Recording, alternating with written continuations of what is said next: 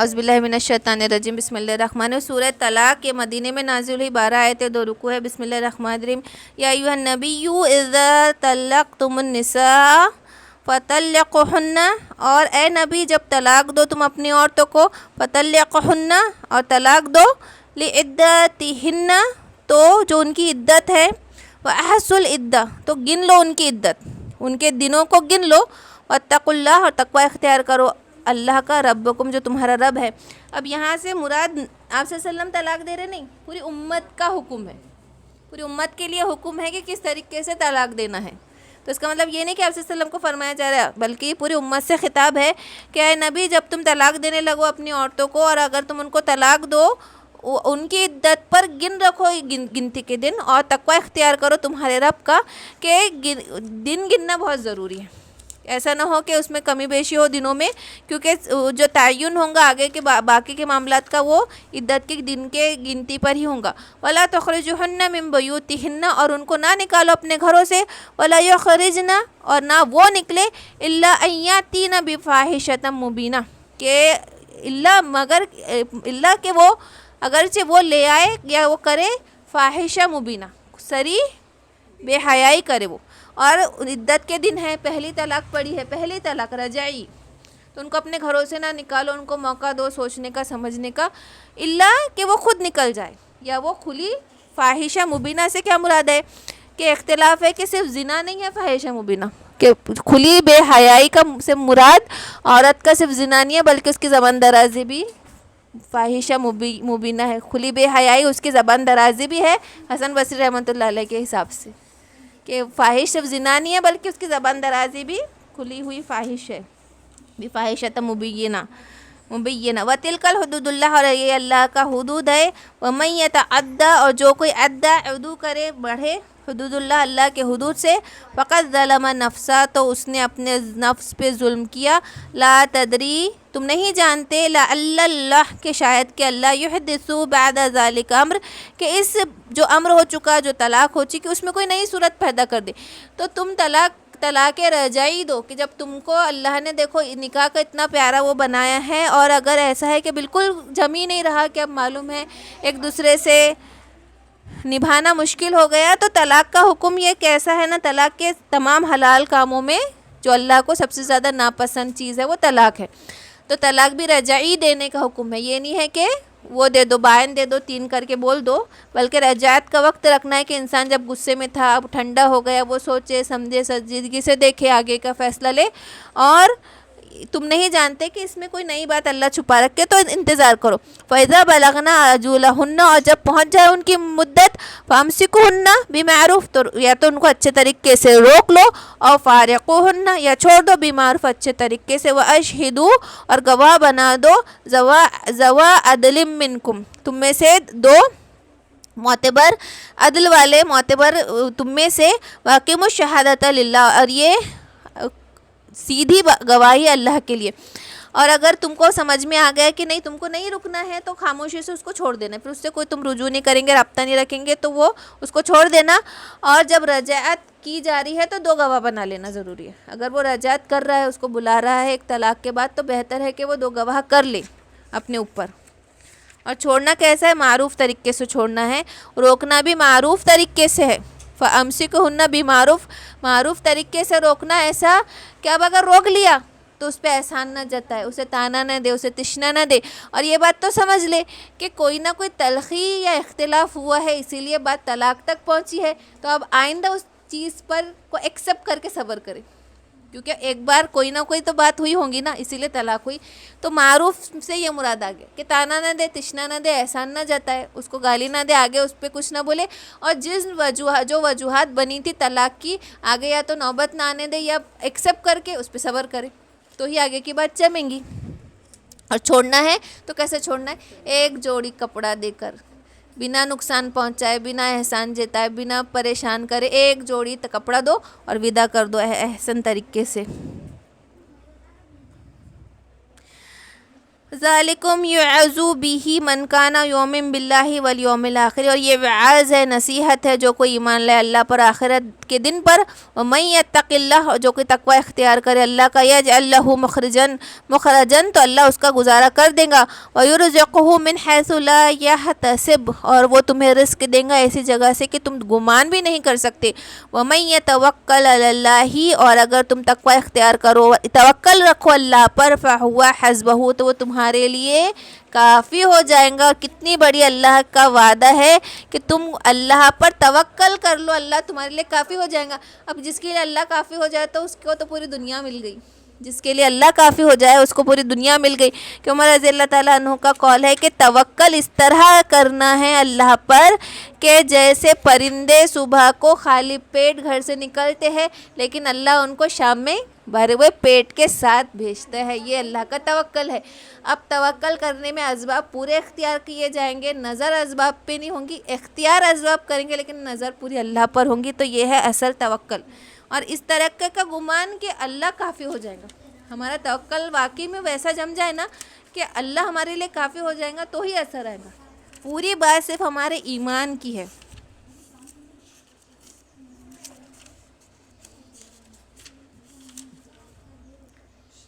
ان اللہ بالغ امرہ قد جعل اللہ لکل شیء قدرا.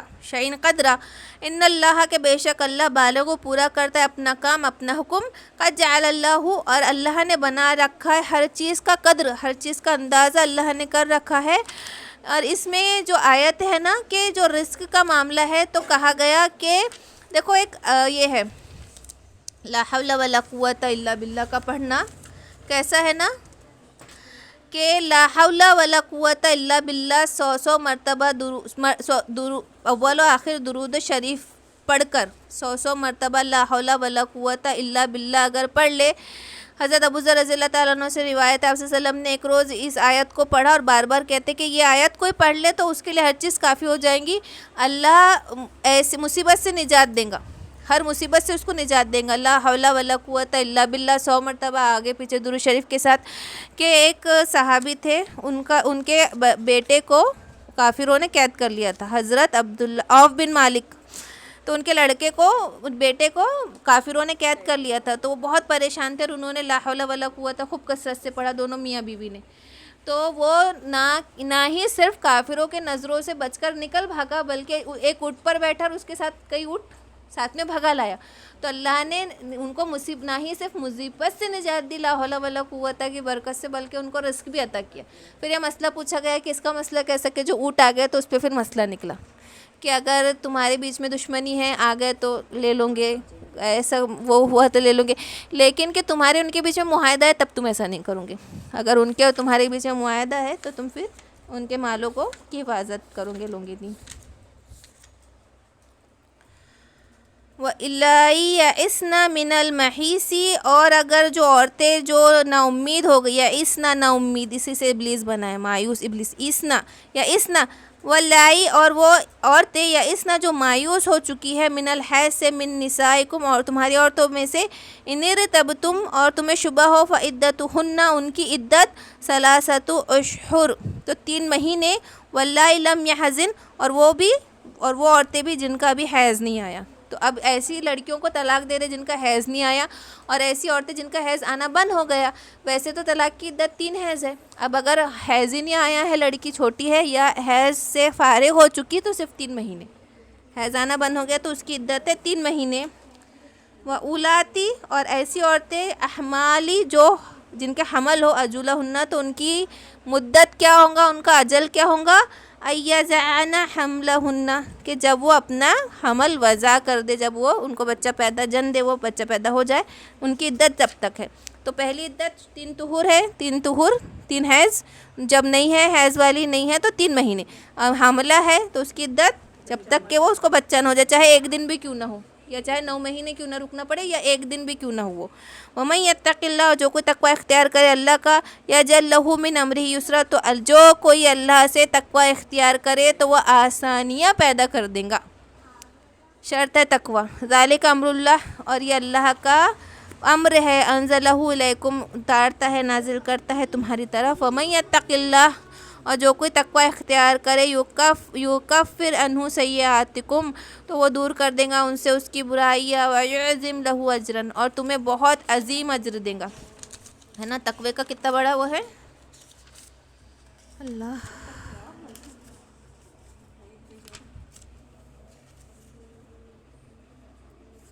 اس میں ایک تو حکم بہت زیادہ لکھے ہوئے ہیں، بیچ بیچ میں پھر یہ آیت بھی آ جا رہی تقوی کا تو جتنا بولے اتنا کم ہے. تقوی کا فائدہ بتاتی ہوں میں. تقوی کیا ہے؟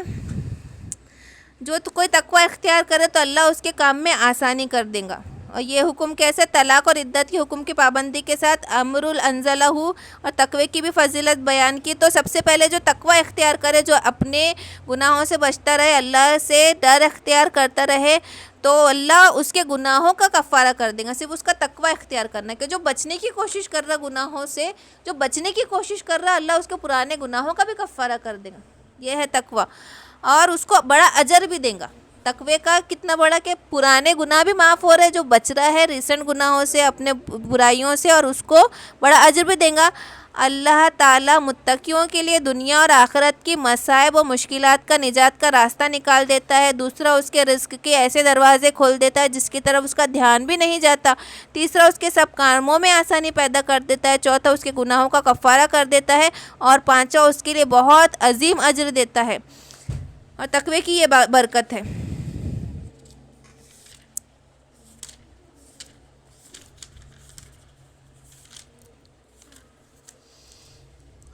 اسکنوہن من حیث سکنتم من وجدکم، اور اسکنو رہنے دو ان کو، من حیث جہاں کہیں، سکنتم تم رہتے ہو، من وجدکم جہاں تم پاؤ، ولا تزاروہن اور نہ ان کو زر پہنچاؤ، لی تضیقوا نہ ان کو تنگ کرو، علیہن ان کو گھر میں اس وجہ سے نہ روکے رکھو، اسکنوہن نہ ان کو روکے رکھو، من حیث جہاں، سکن تم من وجدکم کہ تم وجہ حاصل کرو کہ تم ان کو نقصان پہنچاؤ، ان کے لیے تنگی کرو. اب اگر تم نے طلاق دے دی، پھر روک رہے تم، اور روکنے کا مقصد تم کو نبھانا نہیں ہے، بلکہ اب اس کو نہ تو کسی اور کی نہ ہو، تم میرے ساتھ ہی رہو، میں تیرے کو تنگ کرتا رہوں. اس طریقے کا تم کو کام نہیں کرنا ہے کہ تم اس وجہ سے ان کو روکو کہ تم ان کے لیے زر پہنچاتے رہو، ان کو تنگی کرتے رہو، ان کو تکلیف پہنچاتے رہو. وَإِن كُنَّ أُولَاتِ حمل اور جو تمہاری حاملہ ہو، فَإِنفِقُوا تو ان کو نفقہ دو، علیہن ان کو، حتیٰ یضعن حملہن یہاں تک کہ وہ ان کا حمل وہ وضع کر دے، بچہ پیدا ہو جائے. اگر حاملہ عورت ہے، طلاق ہو گئی، تو اس کا نان نفقہ جب تک اس کے پیٹ میں بچہ ہے تب تک اس کو نان نفقہ دیتے رہیں گا. فَإِنْ أَرْضَعْنَ پھر اگر رضاعت کا موقع آئے، لکم تمہارے لیے، فَآتُوهُنَّ أُجُورَهُنَّ تو ان کا بدلہ دو. ماں ہے، طلاق والا نہیں ہوا، ایک نارمل میاں بیوی میں ماں کو پلانا ہی ہے دودھ، وہ کوئی اجر وجر نہیں، وہ نہیں مانگیں گی اس سے کوئی، وہ نہ وہ انکار کریں گی نہ وہ پیسہ مانگیں گی. لیکن اب طلاق ہو چکی تھی، جب وہ پیٹ میں تھا بچہ تب طلاق ہو چکی، اب وضع حمل ہوتے ساتھ طلاق واقع بھی ہو گئی. اب بچہ کس کے پاس رہیں گا؟ تو بچہ تو باپ کو جا رہا ہے، تربیت ماں کریں گی. لیکن اگر وہ دودھ پلانا چاہ رہی ہے، نہیں چاہ رہی، تو اب اس کے آگے کے مسئلے کہ وہ دودھ پلانا چاہ رہی نہیں چاہ رہی، بہتر ہے کہ وہ احسان کا معاملہ کرے اور دودھ پلائے. اگر وہ دودھ پلانے سے انکار کر رہی ہے تو اس کو پیسہ دو. دودھ پلانے سے انکار کر رہی ہے، اجورہن تو اجرت دو ان کو.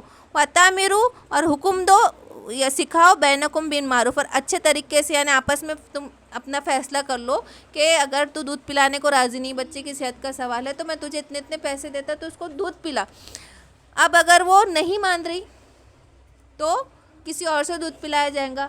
اب دودھ پلانے والی عورت اور ماں، وہ دونوں ایک جیسے پیسے مانگ رہے، تو ماں کو پہلے حق دے گا. وہ یہ نہیں کرے گا کہ ماں پلانے کو تیار ہے، یا وہ اجری بھی مانگ رہی، چلو نہیں پلانے کو تیار ہے لیکن اجرت لے کے پلانے کو تیار ہے، اور کوئی اور عورت بھی اجرت لینے کو تیار ہے، تو پریفرنس پھر بھی ماں کو دیں گا. وہ یہ نہیں بولے گا کہ اچھا تو بھی اجرت لے رہی، وہ بھی اجرت لے رہی، تو میں کسی اور عورت سے پلاتا، بلکہ وہ ماں کو ہی پلانے دینا پڑے گا اس کو دودھ. وَإِن تَعَاسِرْتُمْ پھر اگر ضد میں آ جائے، فَسَتَرْضِعُ لَهُ أُخْرَى پھر تم کسی اور سے دودھ پلوا دو، کسی اور سے آزاد کروا دو، اخرى دوسری سے. لَيُنْفِقْ اور خرچ کرو، ذو سعۃ من سعتہ اور وسعت کے مطابق، اس پر وسعت کے حساب سے خرچ کرو، تو وسعت مرد کی دیکھی جائیں گی. جو خرچہ اجرت جو بھی کچھ ہے حمل میں نفقہ دینا ہے یا اجرت دینا ہے رضاعت کی, اس میں وسعت کے مطابق وسعت مرد کی دیکھی جائیں گی. عورت مالدار ہے وہ نہیں دیکھا جائے گا کہ مالدار ہے تو اس کو زیادہ دینا ہے یا وہ مفلس ہے تو اس کو کم دے گا. وسعت مرد کی دیکھی جائیں گی. وَمِنْ قُدِرَ عَلَيْهِ رِزْقُهُ اور جو کوئی نپی تلی ہے علیہ رزق اس کا رزق فَلْيُنْفِقْ تو خرچ کرو مما آتاہ اللہ جو کچھ اللہ نے عطا کیا. لا یکلف اللہ نفسا الا ما آتاہا اور نہیں تکلیف دیتا اللہ کسی نفس کو الا ما آتاہا جو اس نے اس کو دیا. سیجعل اللہ تو اللہ کر دیں گا بعد عسر یسرا تکلیف کے بعد آسانی کر دیں گا جلد اللہ.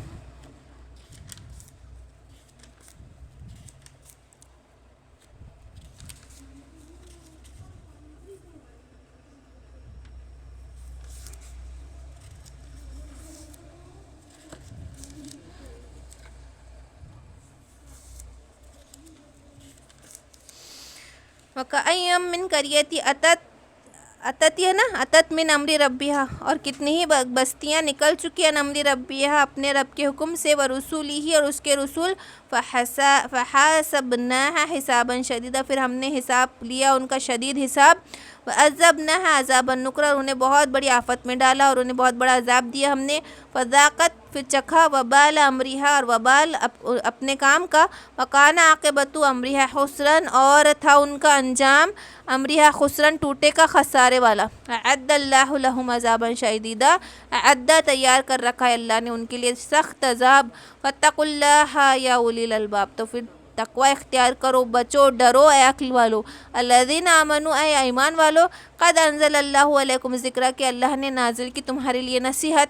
رسول یتلو علیکم آیات اللہ کہ رسول پڑھ کر سناتا ہے تم پر آیاتیں مبینات کھلی. لیخرج الذین آمنوا تاکہ نکالے ایمان والوں کو وعملوا الصالحات اور نیک عمل کرنے والوں کو من الظلمات الی النور اندھیروں سے نور کی طرف. ومن یؤمن باللہ ویعمل صالحا اور جو کوئی ایمان لائے اللہ پر اور نیک عمل کرے یدخلہ جنات تجری من تحتہا الانہار تو داخل کریں گا اس کو باغات میں جس کے نیچے سے نہریں بہہ رہی ہے. خالدین فیہا ابدا اور اس میں وہ ہمیشہ رہیں گے.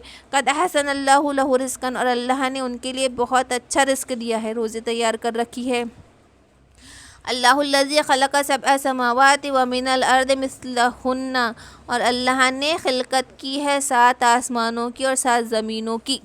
اب یہ اللہ عالم اللہ کرے ہمارے بچے ایسے پڑھے لکھے قرآن میں تحقیق کرے اور وہ دیکھے کہ 7 آسمان تو ہے اور 7 زمینیں کہاں ہیں. مثلہن جیسے کہ 7 آسمان بنا ہے ویسے ہی 7 زمین. اور ابن عباس سے پوچھا گیا کہ کیا ہے تو کہا کہ میں نہیں چاہتا کہ میں بتاؤں اور تم کافر ہو جاؤ. مجھے تو ہے علم کہ وہ 7 آسمان کیسے ہے اور مثلہن وہ زمینیں کیسی ہے لیکن تمہارے پاس وہ ویژن ہی نہیں ہے کہ میں تمہیں بتاؤں اور تم انکار کر کے کافر ہو جاؤ کہ یہ کیا بول رہے ہو یہ کیا بول رہے ہو. اور یہ کب بتایا جا رہا ہے 1400 سال پہلے. اور یہ کب بتایا جا رہا ہے مفسر علماء اور تابعین یہ کب بتا رہے ہیں کہ مثلہن کہ اس پلانٹ کی طرح کتنے پلانٹ ہے وہاں پہ جاندار ہے وہاں پہ آدم بھی ہے وہاں پہ دنیا بھر کے نبی بھی ہے تمہاری طرح وہاں پہ نظام چل رہا ہے. یہ کب بتایا گیا 1400 سال پہلے جبکہ وہ ویژن کیا دنیا کے باہر ہی نہیں. آپ کو کئی اپنے سمندر کے اندر کیا ہے زمین کے باہر کیا ہے خلا کیا ہے جب کچھ پتہ ہی نہیں تھا. جب یہ بتائی گئی یہ بات کہ سبع سماوات اور ارض مثلہن اسی کی طرح زمینیں بھی ہیں. یتنزل الامر اور نازل کرتا ہے حکم بینہن ان کے درمیان لتعلموا تاکہ تم جان لو ان اللہ علی کل شیء قدیر کہ بے شک اللہ ہر چیز پر قادر ہے. وان اللہ قد احاط بکل شیء علما اور تحقیق کہ اللہ کا احاطہ کیا ہوا ہے اللہ کا علم ہر چیز پر. الحمدللہ باقی ہے نہیں 2 صورتیں مکمل ہوئی.